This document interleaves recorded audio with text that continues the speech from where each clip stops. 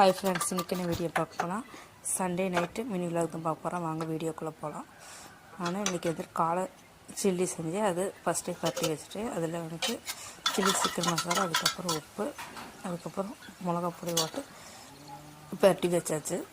இப்போ chicken gravy சைடில் போட்டு ஆயில் வச்சுட்டு பெரிய வெங்காயம் போட்டு கருவேப்பிலை போட்டு அதே நல்லா வணங்கினதுக்கப்புறம் இஞ்சி பூண்டு பேஸ்ட்டாக அரைச்சி வச்சுருக்கு அதையும் சேர்த்து நல்லா வணக்கிட்டு தக்காளியும் சேர்த்து அதையும் நல்லா வணக்கிக்கலாம். இப்போ இதெல்லாம் நல்லா வணங்கி வந்ததுக்கப்புறம் நம்ம பொடியெல்லாம் சேர்த்துக்கலாம்.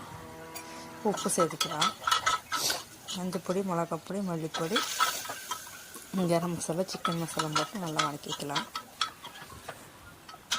இப்போ தான் இதெல்லாம் நல்லா வணங்கி வந்ததுக்கப்புறம் நம்ம சிக்கனை இதில் எடுத்து போட்டுக்கலாம்.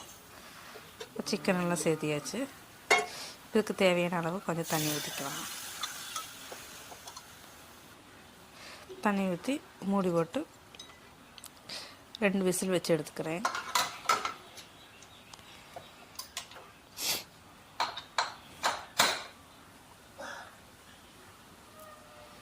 இப்போ சப்பாத்திக்கெல்லாம் மாவு பறித்து வச்சுட்டு அதனால் சப்பாத்தியில் பருத்தி வச்சிடலாம் சொல்லி போட்டு இப்போ மாவு எடுத்து போட்டு பருத்தி வைக்கிறேன்.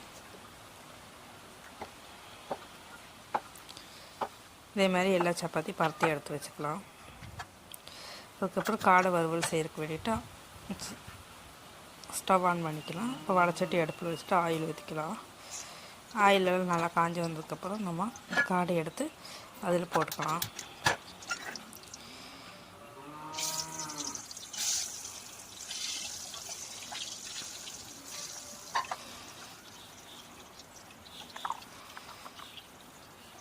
இப்போ காடையில் வறுபட்டுருக்கட்டும், அதுக்குள்ள நம்ம சப்பாத்தி போட்டு எடுத்துக்கலாம். தோசைக்கல் அடுப்பில் வச்சுக்கிறேன். தோசைக்கல் நல்லா காஞ்சதுக்கப்புறம் சப்பாத்தி போட்டுக்கலாம். இதே மாதிரி நல்லா 2 சைடும் சுட்டு எடுத்து வச்சுக்கலாம். இப்போ காடை ஃப்ரை அதை மட்டும் ரெடி ஆகிடுச்சு.